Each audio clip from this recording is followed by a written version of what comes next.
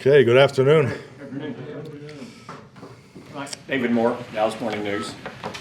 Brian was saying the other day, in dealing with Cooper, he was talking about that 3rd and 2 play, and he just said it was talking about how he's becoming a little more assertive now that he's settled in as a starter, and it was good seeing those two talk it out. Backup quarterback often defers and supports the main guy. Have you seen Cooper becoming a little more assertive and just kind of your communications with him? Definitely. I just think it's just like anything. When you have the football as the number one guy, I mean, you're getting all the reps, and and it's no different for anybody. I just think now he's getting into more of a rhythm with everybody, and in that particular case, having Brandon back, I mean, that was an assertive, accurate decision that he made. So, but yeah, definitely, I think it'll continue to grow too.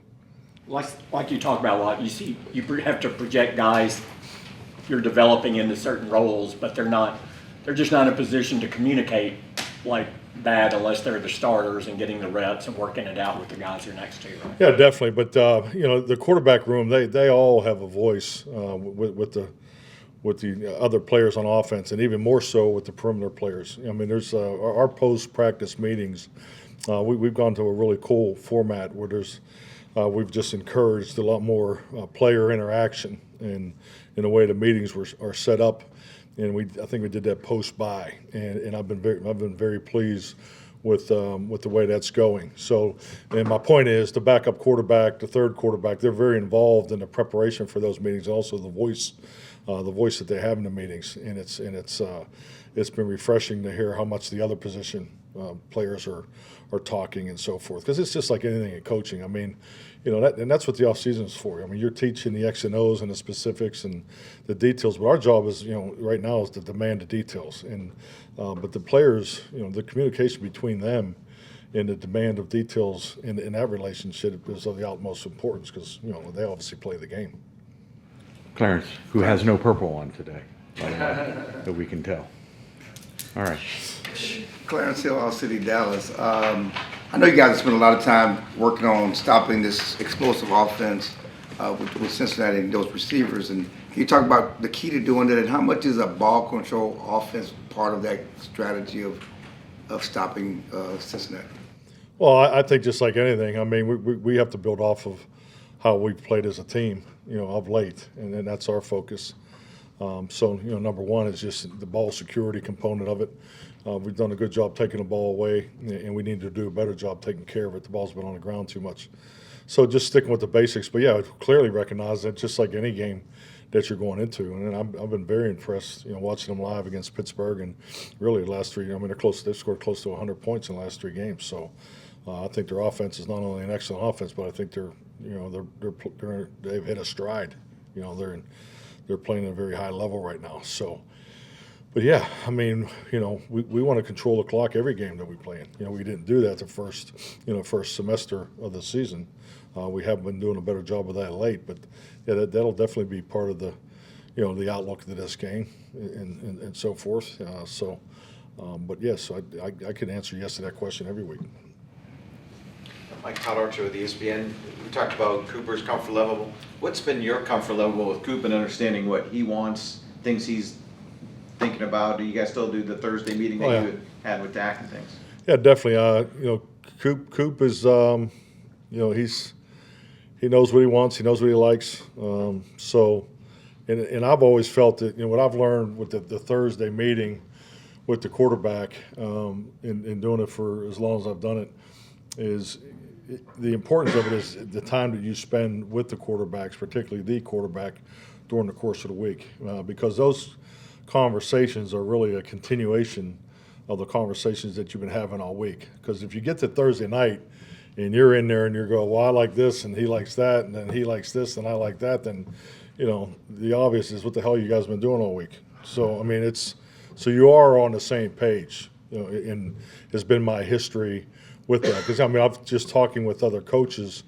Some coaches don't do that. They don't have that type of meeting, and some so everybody does it differently. But I think the importance of the meeting is to show the confidence and connection that you do have with the play caller and the quarterback, and then I do want his input, because I learned back in 2000, my first year as a play caller, you love plays. There's things you watch all week and you can't wait to call them. And then you're sitting there on a Monday morning and the quarterback says, I just really wasn't quite feeling that, all week. And maybe, I could have probably used a couple more reps. And I always thought that was an indictment on me as a play caller. So I'm very big into, because all schemes are good. All the plays in the plan they're good plays. They wouldn't be in there. But it's the confidence and the connection of the players. And there's, it's not what you call, it's really when you call it. And that part of it in the preparation phases, I've always felt is very important. John Michaud with The Athletic. In an interview yesterday, Dak talked about how much he believes in you, how much he wants you to be the coach beyond this season. And in there, he talked about how he'd like to see you get more influence and he'd like to see you coach on your terms. Do you think that you've been able to have enough influence and coach on your terms?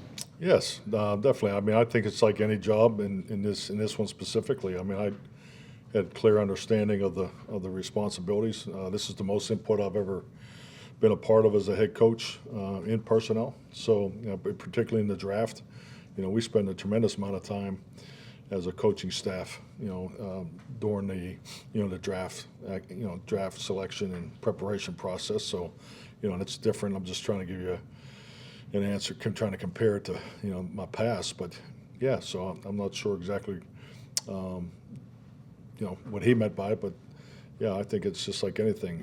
We're in year 5 of our program. I think we have a lot of excellent things in place. I think we have some things that we can do better, and I think it's all part of growing, and that's no different than the way I felt in year 5 and 6 in my last opportunity.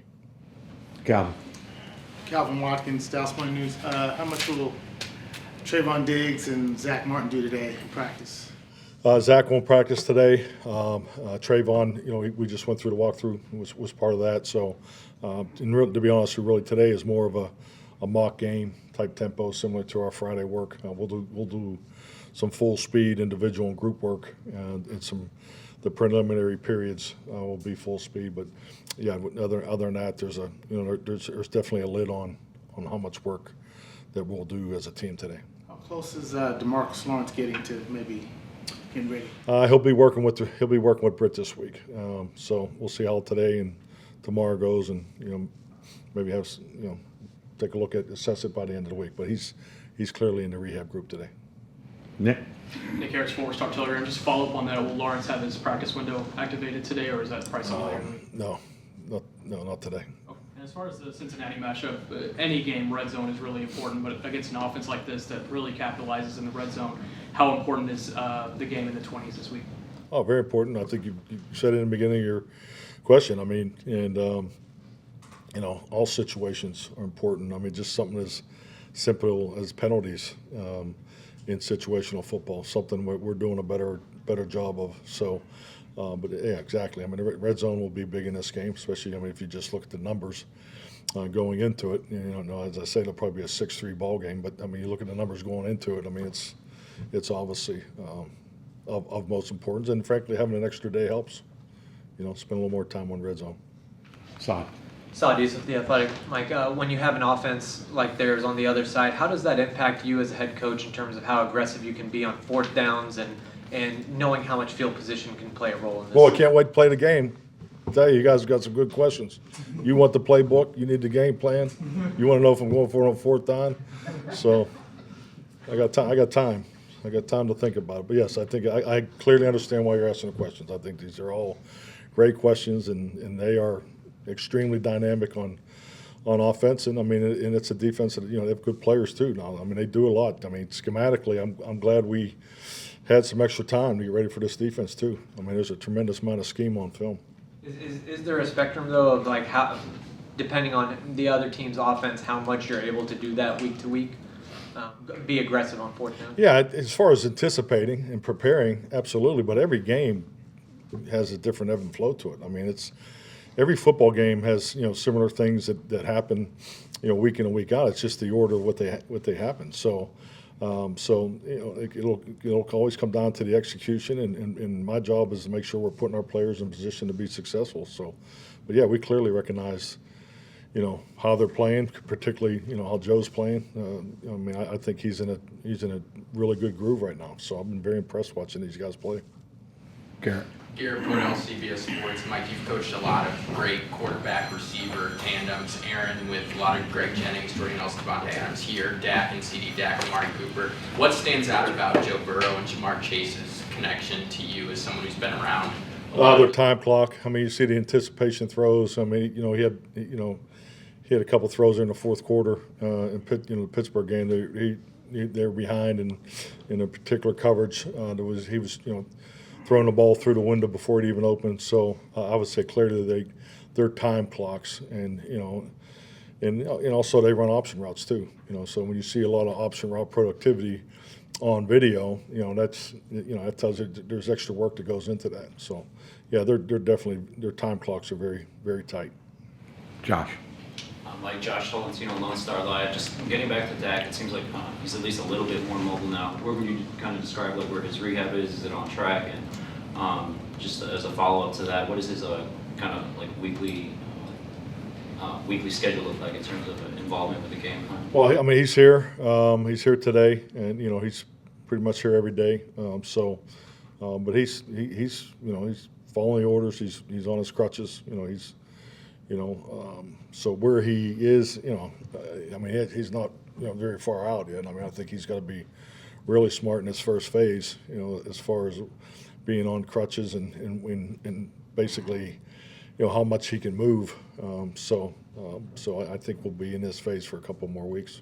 And just on another topic, it seems like very unique in terms of the experience in the running back room, and how have you kind of observed just how Rico is kind of taking all that in, knowing that he's got resources of a lot of NFL experience behind him in that room?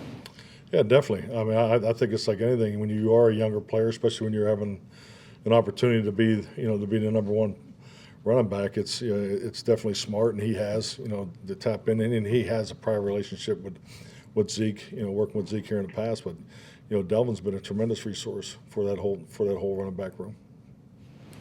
Clarence. They asked my question. Good. Thank you. Todd. You mentioned Zach won't go today. Was that always the plan, or did he? What do you mean? I mean, what plan? I mean, They were seeming to think that. yeah, he's in a rehab group. He's not.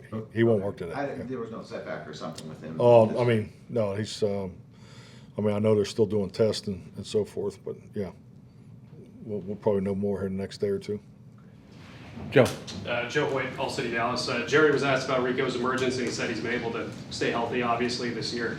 What do you kind of attribute just his ability to stay healthy to? And then now that he's got a career high in carries, how do you kind of balance trying to keep him healthy the rest of the season? Well, I feel like I have a pretty good idea where you'd like him to be each and every week. But at the end of the day, it's about opportunities and what you do with those opportunities. I think clearly the way we started this season earlier with the committee was because of where we felt those guys were at. And Rico's, he stepped to the front. He's doing a good job with his opportunities, but he needs to just keep working. He's still relative young at this. As far as coursework decisions and things like that. But I love his run style. We've always loved his run style, but he just needs to be as consistent as he can be, and he's going to be challenged more too. Because obviously the defenses are watching him more. He's got more on tape, and so that's always a challenge. Once you have some success. John. There's been a lot of talk the last few days about quarterbacks sliding, giving themselves up because of the Trevor Lawrence injury. Where do you stand on that? And then the other side of it is that there's a lot of talk of, do you penalize the quarterback for a fake slide or faking that they're going to give themselves up?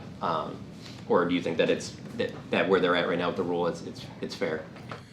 Well, whether roles they change and they adjust in our league. Whether it's how you catch the ball or don't catch the ball, and all those things that happen over the years. I just think like anything, I think just coach to the rules. And I think the biggest thing with the quarterback sliding is the intent.